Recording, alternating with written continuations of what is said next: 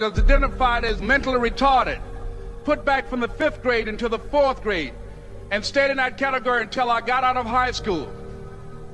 I don't have any college training, but I met a high school teacher who one day changed my life. I was waiting on another student, and when he came in, he said to me, "Young man, go to the board and write what I'm about to tell you." And I said, I can't do that, sir. He said, "Why not?"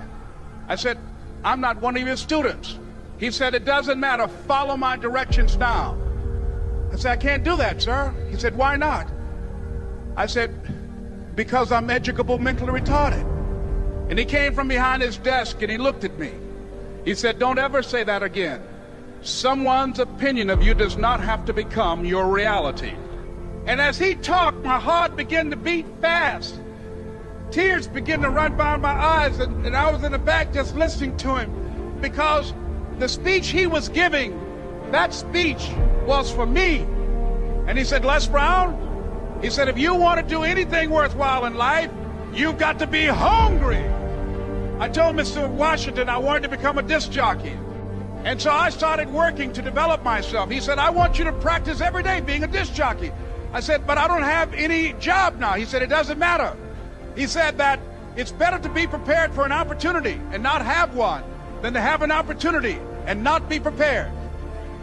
And as I was working to develop myself, I applied for a job as a disc jockey, WMB, on Miami Beach. I went to a guy named Milton Butterball. I said, "How you doing, Mr. Butterball? I'd like to get a job as a disc jockey." He looked at me, he said, "You have any broadcast background?" I said, "No, sir, I don't." "You have any journalism background?" I said, "No, sir, I don't." He said, "We don't have any jobs available." I said, "Yes, sir." I went back to Mr. Washington and I told him. He said, "Don't take it personally." He said, "Most people are so negative, they will have to say no 7 times before they say yes." He said, "Go back again." So I went back again. I said, "How you doing, Mr. Butterball? My name is Les Brown." He said, "I know what your name is. What do you want?" I said, "I'd like to know whether or not you have any jobs as a disc jockey, sir." He said, "Didn't I just tell you yesterday we didn't have any jobs?" I said, "Yes, sir, but I know whether or not somebody got laid off or somebody was fired, sir."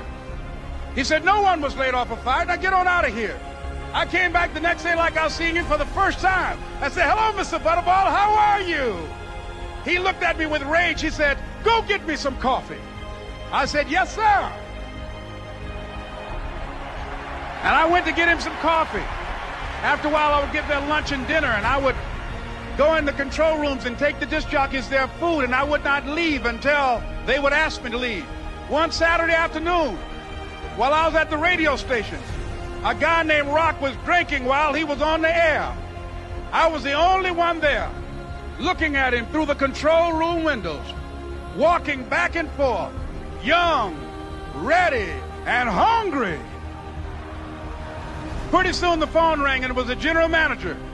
And I answered the phone. I said, "Hello?" He said, "Les, this is Mr. Klein." I said, "I know." He said, "Rock can't finish his program." I said, "I know." He said, "Would you call one of the other DJs in?" I said, "Yes, sir." I hung the phone up. I said, "Now he must think I'm crazy." I called my mom and my girlfriend, Cassandra. I said, "Y'all turn up the radio and come out on the front porch. I'm about to come on the air." I waited for about 20 minutes, and I called him back. I said, "Mr. Klein, I can't find nobody." He said, "Young boy, do you know how to work the controls?" I said, "Yes, sir." He said, "Go in there and don't say nothing here." I said, "Yes, sir." I couldn't wait to get behind those controls. I put on an old Stevie Wonder record called Fingertips.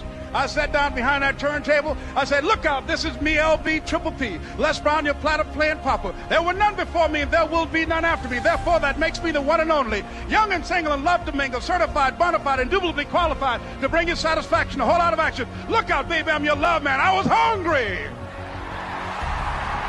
I was hungry. You got to be hungry. Begin to know that you have greatness within you. And if just one of you here begin to envision yourselves as being blessed and highly favored to reach your goals, if just one of you capture the essence of what that means, that you have greatness within you and a responsibility to manifest that greatness, that you can make your parents proud, you can make your school proud, you can touch millions of people's lives And the world will never be the same again because you came this way. It was hard, ladies and gentlemen, coming to speak to people. And I was facing financial difficulties in my own life. I was behind on my bills and my dreams, and I'm saying to them, you can live your dream. It was hard, ladies and gentlemen. It was very difficult to pick myself up each day believing that I could do it. There were times that I doubted myself. I used to ask myself, can I do this? And something said within me, you're the one. Don't give up on your dream. By continuing to push forward, by continuing to run toward my dream, that one day I would have my own talk show. It's a long shot, ladies and gentlemen, from Liberty City, an abandoned building on a floor, never knowing my mother or father. It's a long shot. Being here with you today in this dome in Atlanta, it's a long shot. No college training, labeled educable, mentally retarded, but I kept running toward my dream. Don't stop. Don't stop running